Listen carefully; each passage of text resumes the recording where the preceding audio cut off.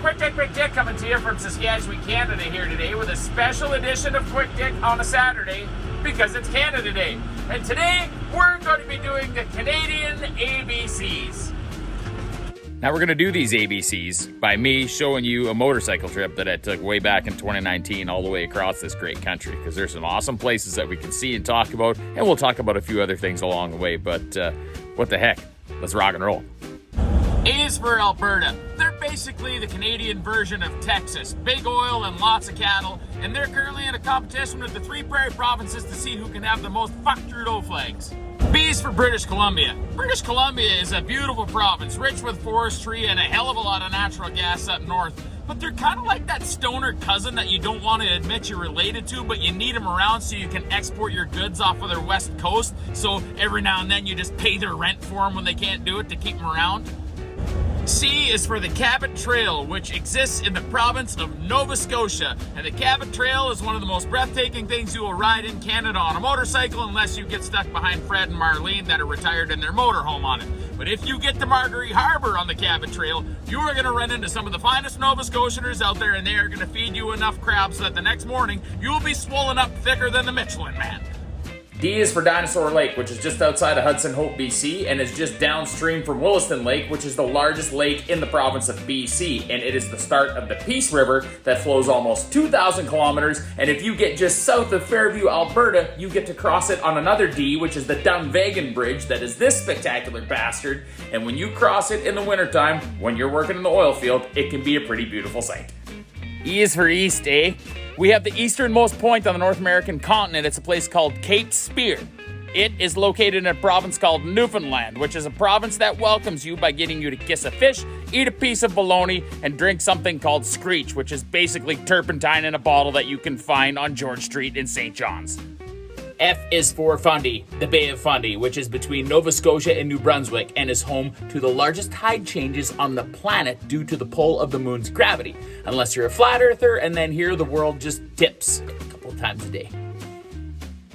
G is for government, and ours in Canada is completely incompetent. And in order to wish you a happy Canada Day, they implemented the Clean Fuel Standard today, meaning that they're going to make our diesel more expensive by penalizing companies that don't have a certain amount of ethanol in their fuel. Ethanol, which means we're going to have to take food-grade crops and put them in our diesel fuel to burn in those to make them more inefficient in a country where people can hardly afford to buy food in the first place. You can't make this up, folks. H is for hockey. You can bet that if you're a small town in Canada and you've had anybody from your town make it to the NHL, you have signs stating that they did. I is for Iqaluit, which is the capital of Nunavut. It is the only territory that exists in Canada that I have not had my motorcycle in because there are no summer roads going into it, and I do not want to put a ski and tire chains on the Harley just to have my picture snapped at the border of it. J is for Jack Shoals on Juno Beach. Jack Shoals was one of the many Canadians that were involved in the Juno Beach D-Day invasion on June 6th, 1944, where Canadians pushed the farthest in of any invasion of the beachheads that day. 1,074 casualties and 359 were killed. And we remember. A K is for Klondike, and the Klondike Gold Rush was in 1896 and was the reason that Dawson City in the Yukon was founded. And to this day, you can still do a sour toe cocktail in Dawson City, which is essentially taking a shot of whiskey with a mummified toe in it because we're badass like that in Canada. L is for Lightfoot. Gordon Lightfoot, who we lost this year, is an absolutely amazing Canadian folk artist who's got some killer songs like Sundown, If You Could Read My Mind, and The Wreck of the Edmund Fitzgerald, which talks about a huge freighter ship that sank in the 70s on Lake Superior and 29 men were killed on it. M is for Manitoba. Sometimes they're pretty good neighbors unless the Blue Bombers are playing the Riders, then we don't like them. N is for the Northwest Territories, one of Canada's 3 territories, and I have spent some time being an ice road trucker up there, and it is nothing like what they say it is on TV. It's pretty fun, non-dramatic, and very cool. O is for, oh, hey, Blue Ball. No, it's not. O is for Ontario. Now, Ontario is a place that has one of 2 Terry Fox monuments that I've been to. The first is in St. John's, Newfoundland, where he dipped his artificial leg into the Atlantic Ocean and started the Marathon of Hope, where he ran 26 miles every day on one leg.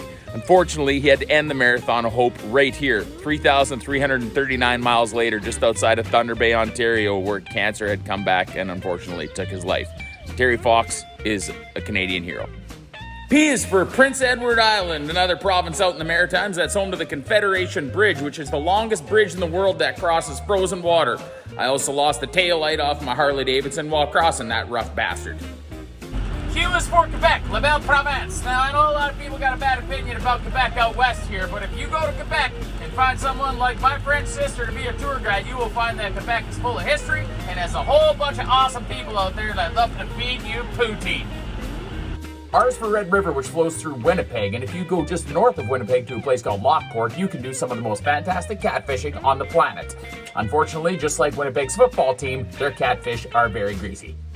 S is for Saskatchewan, where we have the most roads per capita in the country of Canada. They might be completely bastardized roads, but we have the most. T isn't just for Tufnell, it's also for Toad River, BC, which is mile 422 of the Alaska Highway. It's a wicked spot to stop on the side of the road, and travelers that pass through there have left their hats for years and years and years, and they attach them all to the ceiling, and now, because of the tradition, have got sheds full of hats in the back. You can get a wicked set of pancakes there, too. U is for underwear, and mine are Canadian. Are yours?